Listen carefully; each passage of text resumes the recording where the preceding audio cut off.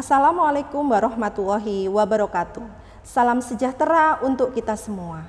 Perkenalkan, saya Arianti, salah satu dosen program studi S1 Hukum Fakultas Hukum Universitas Merdeka Malang. Video ini dibuat untuk melengkapi persyaratan sertifikasi dosen gelombang 1 tahun 2025, yaitu pernyataan diri dosen dalam unjuk kerja Tridharma Perguruan Tinggi atau PDD UKT-PT dalam bidang pengajaran. Sebagai pengajar di Fakultas Hukum Universitas Merdeka Malang, saya mengampu beberapa mata kuliah, yaitu Pengantar Ilmu Hukum, Hukum Dagang, dan Hukum Perlindungan Konsumen. Bidang yang saya dalami adalah Hukum Perlindungan Konsumen. Mata kuliah Hukum Perlindungan Konsumen memiliki peran penting dalam pendidikan hukum karena membekali mahasiswa dengan pemahaman kritis dalam mengkaji berbagai persoalan hukum berkaitan dengan transaksi barang dan jasa, baik antara produsen atau pelaku usaha dengan konsumen dalam konteks konvensional maupun digital. Hal ini selaras dengan visi misi Fakultas Hukum Universitas Merdeka Malang, yaitu mencetak pengembangan sumber daya manusia yang berkualitas dan profesional. Untuk selanjutnya saya akan menyampaikan rencana pembelajaran semester mata kuliah yang saya ampu, yaitu Hukum Perlindungan Konsumen. RPS Hukum Perlindungan Konsumen. Mata kuliah Hukum Perlindungan Konsumen dengan kode 100234 merupakan mata kuliah wajib yang harus ditempuh oleh mahasiswa Fakultas Hukum Universitas Merdeka Malang. Mata kuliah ini ditawarkan di semester 5 dengan bobot sebesar 2 SKS. Mata kuliah Hukum Perlindungan Konsumen diajarkan dengan menggunakan metode pendekatan DIA, yaitu Delivery, Interaction, dan Assessment. Delivery dilakukan melalui ceramah interaktif, presentasi, studi kasus, dan student-centered learning yang memberikan kesempatan kepada mahasiswa untuk berpendapat atau menganalisa terkait dengan permasalahan-permasalahan dalam hukum perlindungan konsumen. Interaction dilakukan melalui diskusi kelas, tanya jawab, debat kelompok. Hal ini bertujuan untuk mendorong keaktifan mahasiswa. Sementara itu, assessment dilakukan dengan proporsi yang berbeda. Adapun komponen penilaian dalam mata kuliah ini meliputi 1. Kehadiran dan keaktifan mahasiswa dalam diskusi kelas sebesar 15%, tugas sebesar 10%, kuis lisan sebesar 10%, UTS sebesar 30%, dan UAS sebesar 35%. Penilaian dilakukan secara objektif dengan indikator seperti ketepatan dan penguasaan materi, partisipasi aktif, dan kemampuan analisis terhadap analisa kasus. Berikut adalah CPL yang dibebankan kepada mata kuliah. CPL 6 KK1 mampu mengidentifikasi dan menjelaskan tentang hak dan kewajiban konsumen dan pelaku usaha. CPL 7 P1 menguasai asas-asas hukum, konsep-konsep hukum yang mendasar dalam berbagai sistem hukum.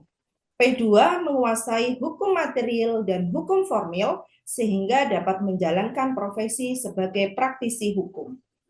Adapun capaian pembelajaran mata kuliah atau CPMK yang diharapkan, CPMK 1 mahasiswa mampu memahami pengertian dan ruang lingkup perlindungan konsumen, CPMK 2 mahasiswa mampu memahami asas-asas pelindungan konsumen, CPMK 3 mahasiswa mampu menganalisis hak dan kewajiban konsumen, CPMK 4 mahasiswa mampu menganalisis hak dan kewajiban pelaku usaha, CPMK 5 mahasiswa mampu menganalisis larangan-larangan bagi pelaku usaha, CPMK 6 mahasiswa mampu memahami menerapkan kontrak baku dan klausula baku atau eksonerasi.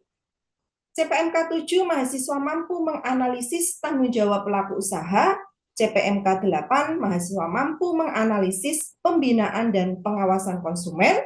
CPMK 9 mahasiswa mampu menganalisis penyelesaian sengketa konsumen baik secara litigasi maupun non-litigasi, dan CPNK 10, mahasiswa mampu memahami lembaga perlindungan konsumen swadaya masyarakat.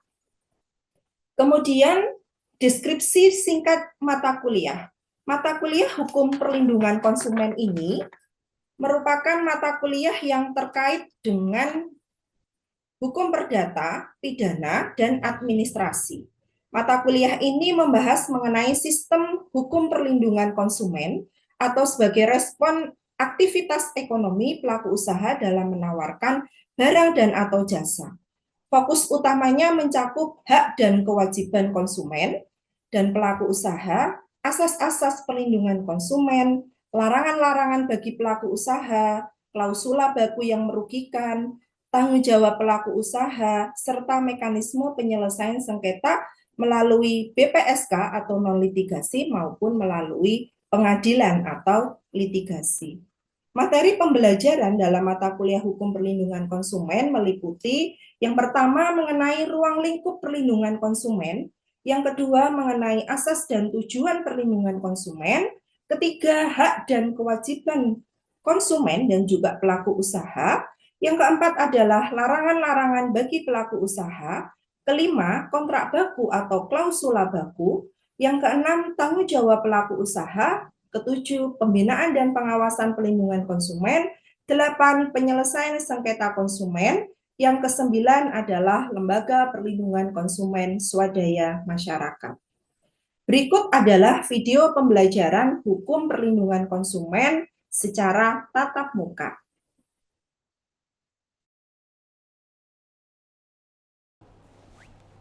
Selamat siang semuanya. Selamat siang. Assalamualaikum warahmatullahi wabarakatuh. Gimana kabarnya hari ini? Baik. Alhamdulillah, sehat ya semuanya ya? Oke, sebelum kita memulai perkuliahan hari ini, mari kita berdoa dulu agar ilmu yang saya sampaikan bisa difahami, bisa dimanfaatkan. Ya, berdoa mulai. Selesai. Oke. Minggu ini kita masuk pada pertemuan ketiga, ya. Nah, pertemuan ketiga ini membahas mengenai hak dan kewajiban konsumen, ya. Untuk selanjutnya kita masuk pada hak dan kewajiban konsumen. Nah, untuk hak konsumen sendiri, ya, di sini diatur di pasal 4 Undang-Undang Perlindungan Konsumen. Ayo, masih ingat enggak Undang-Undang nomor berapa? Undang-Undang nomor 8 tahun 99. Oke, betul sekali Mas Edgar ya, Undang-Undang nomor 8 tahun 99. Ya. Jadi di sini ya ada hak apa saja? Yang pertama adalah hak keamanan dan kenyamanan. Ya, jadi di sini itu hak untuk mendapatkan apa ini? Rasa nyaman.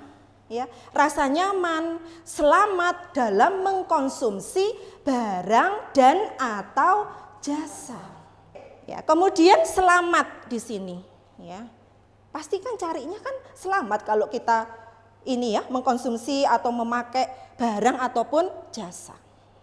Oke, selanjutnya adalah hak untuk memilih. Ya. Hak untuk memilih ini memilih apa? Ya, memilih barang dan atau jasa, serta mendapatkan barang dan atau jasa tersebut sesuai dengan nilai tukar. Ya. Hak untuk memilih, misalnya memilih apa ini? Ya, memilih suatu produk, memilih merek tertentu. Ya, misalnya saya ambil contoh ya ini ya. Oh, ini air putih, ya. Ini merek apa ini? Le Mineral, ya. Kenapa kok milih ini? Karena ada manis-manisnya, Bu. Ya, seperti itu. Loh kan iklannya seperti itu ya kan, ya. Karena ada manis-manisnya, ya. Tapi ada juga yang enggak, saya sukanya Cleo. Oh, itu silahkan. Hak kita sebagai konsumen untuk memilih. Kan seperti itu. Ya. Kemudian yang ketiga adalah hak informasi. hak untuk mendapatkan informasi yang benar, jelas, ya kan? Kemudian jujur mengenai kondisi dan jaminan barang dan atau jasa. Nah, hak atas informasi ini ya itu kita bisa lihat di mana? Kalau suatu produk di label kan? Di label produknya seperti ini ya, air mineral pegunungan. Kemudian di sini ada label halal, berarti di sini kan kalau dia mencantumkan label halal, berarti dia sudah bersertifikasi halal. Ya, mencantumkan label SNI dan juga informasi gizi seperti itu. Ya, begitu juga dengan produk ini ya, suplemen kesehatan, daya tahan tubuh ini, ya, merek ini ya, seperti itu. Nah. Di sini sudah dijelaskan kandungannya apa, ya. Kan barangkali ada yang alergi kan terhadap zat-zat tertentu, jadi harus dibaca dulu kan seperti itu. Aturan pakainya, ya, expired date-nya, ya. Jadi harus ini ya, hak kita ini sebagai konsumen adalah mendapatkan informasi yang jelas gitu ya, dan juga benar, jujur, itu yang pasti. Kemudian yang keempat adalah hak untuk didengar, ya, hak untuk didengar pendapatnya, keluhannya, ya, atas barang dan atau jasa yang digunakan. Ya, oke. Saya mau tanya sekarang, di sini ada yang pernah punya ini enggak pengalaman gitu terkait dengan hak didengar ini? Apa? Sayhoni? Saya dulu ini Bu, membeli makanan. Terus saya makanannya itu kayak agak busuk. Saya komplain, itu enggak didengar sama penjualnya. Oh tidak. Jadi diabaikan ya sama pelaku usaha tersebut. Ada lagi? Ya. Di jasa saya. Ya. Ojol. Oke. Ya.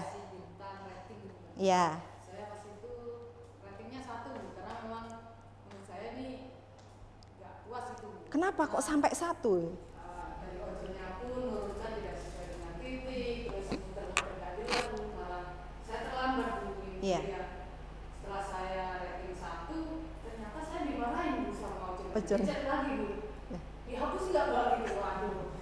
Padahal kan itu kan pengungkapan ini ya, komplain kita gitu ya terhadap layanan jasa yang dia berikan seperti itu. Harusnya si ojol itu kan ya mengkoreksi diri seperti itu atau minta maaf seperti itu. Oke, kita lanjut untuk hak konsumen. Selanjutnya yang kelima adalah hak advokasi dan perlindungan.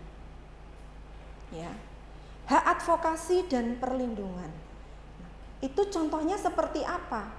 Advokasi di sini kan berarti mendapatkan pendampingan kan?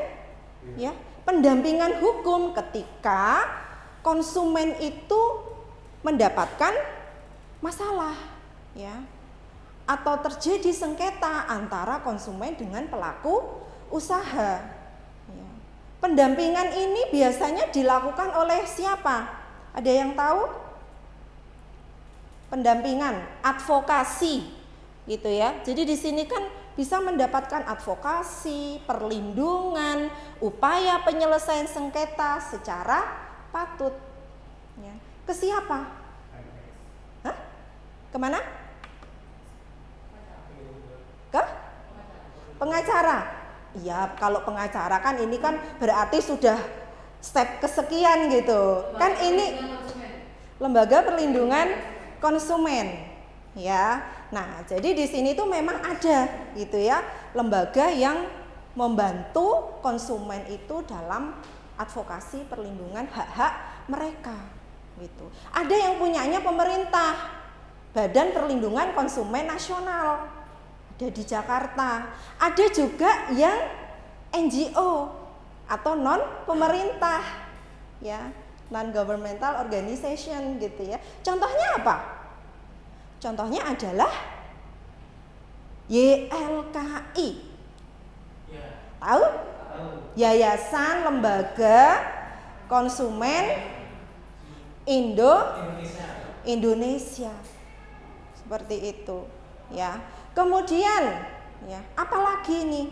Misalnya kalau terjadi sengketa lagi nih, bisa mengadukan ke BPSK, Badan Penyelesaian Sengketa Konsumen, ya. Kalau di Malang tuh ada tuh di belakang Ramayana, UPT Perlindungan Konsumen. Gratis nggak Bu? Gratis, ya. Jadi misalnya ada gitu ya, kalian mengalami kejadian yang tidak mengenakan gitu, sudah ke pelaku usaha tapi ternyata tidak membuahkan hasil. Nah, pelaku usaha di sini kan ya tidak hanya berupa produk-produk seperti ini, ya, tapi juga apa? Misalnya tanah, ya, misalnya beli kafling ternyata janjinya meleset itu developernya, harusnya 1 tahun dibangun, ternyata tidak ada bangunan yang berdiri sama sekali. Nah, ini bisa melaporkan ke BPSK ketika proses negosiasi antara konsumen dengan pelaku usaha itu tidak bisa dilakukan atau tidak terjadi kesepakatan seperti itu. Kemudian yang keenam, hak pendidikan konsumen. Artinya apa ini? Ya, konsumen ini berhak atas apa? Pengetahuan, ya, mengenai apa? Hak dan kewajiban mereka. Saya yakin mungkin kalau yang tidak ini ya membaca undang-undang perlindungan konsumen, ya, mungkin akan kurang paham mengenai hak-hak mereka itu apa saja, ya. Seperti misalnya hak untuk didengar, gitu, ya. Nah, hak untuk didengar tuh biasanya ini ya, para pelaku usaha itu mencantumkan layanan konsumen dalam kemasan produk mereka. Misalnya ini bisa dilihat layanan konsumen, ya. Ada nomornya 0800 sekian gitu kan. Misalnya kalian beli ini ya, makanan ini gitu kan, ternyata isinya itu tidak sesuai dengan beratnya gitu atau separuh gitu ya. Nah, bisa ini telepon ya, telepon ke layanan konsumen ini ya. Biasanya itu diganti ya. Sudah ada beberapa contoh kasus gitu ya, yang beli produk ya, misalnya apa, Indomie tapi minyak sama bumbunya nggak ada, pernah nggak? Pernah ya, saya pernah ya, seperti itu ya. Jadi bisa kita komplain gitu loh, ini kok ternyata nggak ada bumbunya, gimana ini ya. Jadi ini ada dong, mie tawar seperti itu gitu ya. Nah, hak pendidikan ini biasanya tuh dilakukan, diberikan itu dengan cara apa sih? Misalnya sosialisasi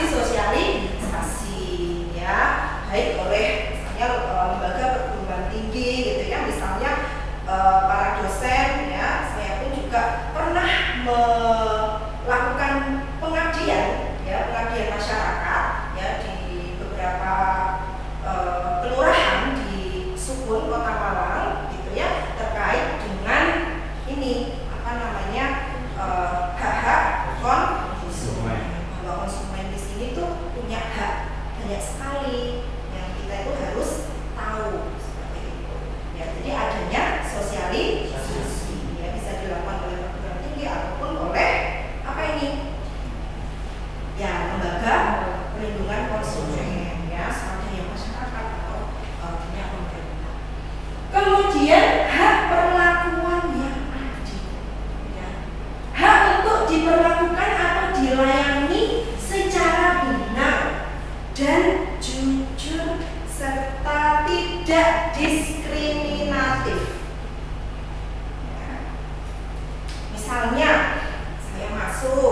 ke salah satu toko di mall gitu ya, karena baju saya itu mungkin cuma kaosan biasa atau mungkin pakai daster, pakai kardigan, sandalan jepit ya. Mungkin saya habis jemput anak saya sekolah, ya kan?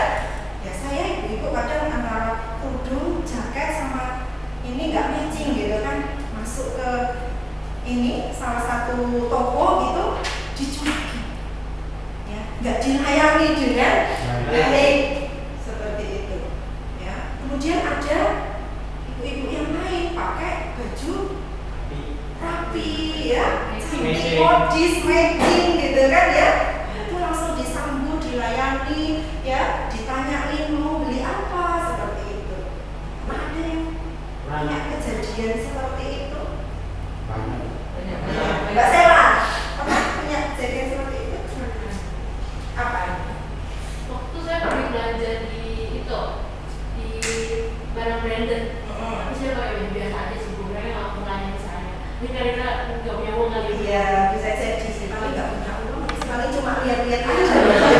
Ada salahnya ibu ya. Iya, seperti itu ya.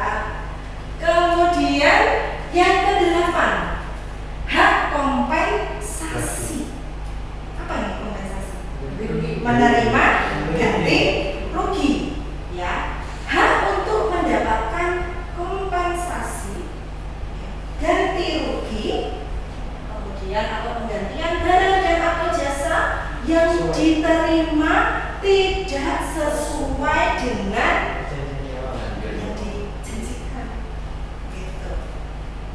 Oke, ada pasti punya pengalaman ya terkait kompensasi. Tadi kalau Mas Sehoni kan nggak dapat kompensasi, gitu kan? Meskipun makanannya tadi mau apa ya basi gitu ya, tapi pelaku usahanya cuek aja. Ada yang punya pengalaman yang pedik gitu ya terkait dengan kompensasi, ya? Jadi saya belanja di toko itu, saya di celana, terus itu kan ya harganya lumayan juga. Terus tiba-tiba katanya celananya nggak bisa dikirim apa gitu. Nah itu saya pikir mungkin kayak mau ditipu gitu. Nah ternyata itu dapetin kompensasi juga. Oke. Kembalikan uangnya. Oh, uangnya langsung dikembalikan. Oke, ada lagi? Ya? Saya nggak ada. Ya, kalian ya. Wah, pasti punya banyak sekali nih kalau kaitannya sama beli-beli gitu ya. Shopping-shopping ini pasti punya banyak sekali pengalamannya. Mbak Putri. Itu saya belanja di salah satu platform Oret ya, platform Ya. Oret. Waktu itu saya pesen celana, tapi pas datang nggak sesuai. Saya komplain, terus pihak dari sana malah bilang kayak gitu, Kak, tapi itu celananya lebih bagus dari yang Kak pesen gitu. Oh, jadi Ya, tetap diarahin tetap diarahin. ini ya, tetap biar nggak minta ganti gitu ya. Seperti itu. Ada lagi? Oh iya, Indah. Apa? Saya ini salah satu mie yang besar di Indonesia, termasuk di Malang juga ya. Mungkin ini Oke, kesukaan mahasiswa. ya. Pas waktu itu karena memang apa isu-isunya itu wadahnya itu nggak dicuci kotor gitu ya.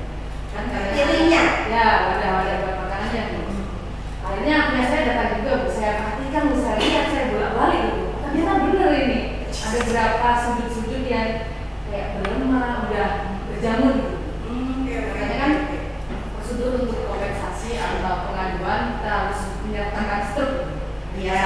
Itu saya adukanlah di nomor tertera. Terus besoknya lagi seminggu lah setelah kejadian itu saya datang lagi Bu, datang itu.